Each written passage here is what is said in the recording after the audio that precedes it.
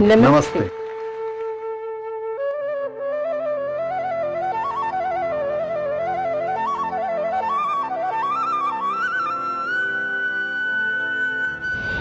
नमस्कार दोस्तों, हमारी आज की कहानी का नाम है भविष्य की चिंता। गर्मियों के दिन थे। एक चींटी अनाज के दाने उठा उठा कर अपने बिल में जमा कर रही थी। वो सर्दियों के लिए अपना भोजन इकट्ठा कर रही थी।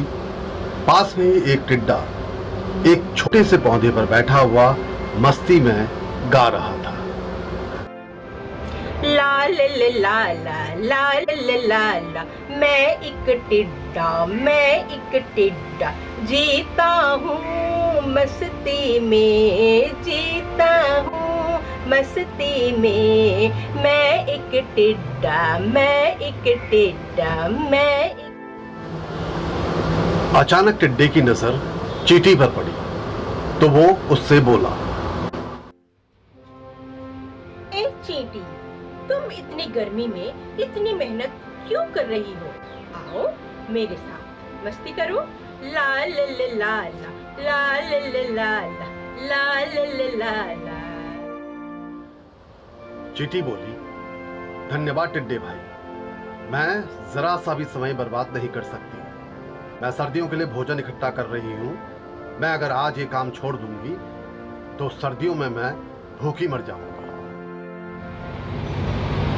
टिड्डा व्यंग से बोला, अरे रे रे रे रे रे, मुझे तो तुम पर दया आ रही है। तुम्हारे दिल में नाचना, गाना, बजाना, इनके लिए तो कोई जगह है नहीं। अभी सर्दियां आने में बहुत समय है। अरे कल किसने देखा है? तुम कल को सोचकर अपना आज क्यों बर्बाद कर रही हो?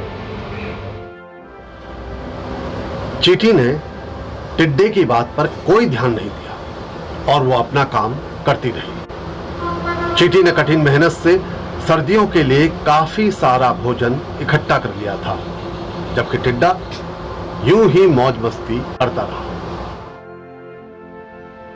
कई महीने बीत गए, गर्मियां चली गईं और सर्दी का मौसम आ गया। सर्दियों के मौसम में बहुत ज्यादा ठंड पड़ने लगी। ठंड पड़ने की वजह से जंगल के पशु पक्षी अपने घर से बाहर नहीं निकल पा रहे थे। वे घर में ही रहते थे।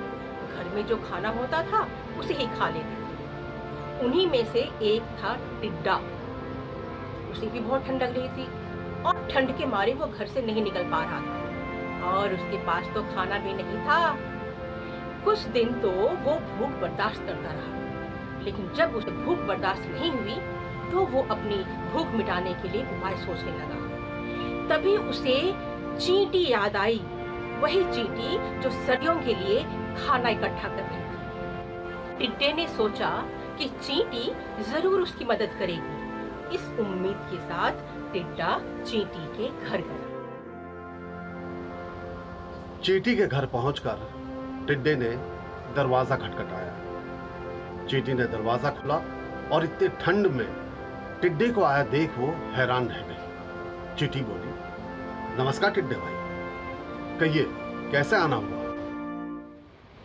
टिड्डा भूख के मारे अपना पेट पकड़कर चींटी से बोला, चींटी बहन, मुझे बहुत भूख लगी है, कुछ खाने के लिए दे दो। मैं तो जिंदगी भर मस्ती मजाक ही करता रहा, नाचता गाता ही रहा, अपने भविष्य के बारे कुछ भी नहीं सोचा। तुमने कितना कहा कि भविष्य के लिए कुछ अन्न इकट्ठा कर लो, लेकिन मैं हमेशा तुम्हारा मजाक उड़ाता रहा।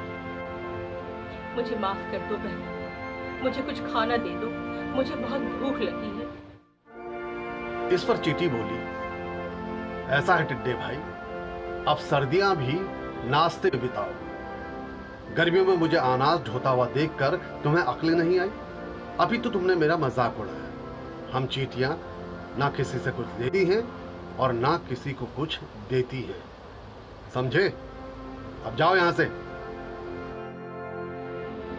टिड्डे के वहां से जाने के बाद चींटी को उस पर दया आ गई। उसने टिड्डे को अपने पास बुलाया और खाने के लिए पर्याप्त खाना दिया।